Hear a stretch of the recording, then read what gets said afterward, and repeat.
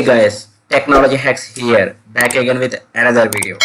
In my previous video, we already discussed about data recovery software in Windows. But in this video, we will learn how to increase the size of your RAM using pen drive in Windows 10. It means we can use our pen drive as a RAM to our PC so that our PC can run faster than normal. Watch the video carefully and follow the instructions given in that video. And also do share and subscribe my channel for more interesting videos.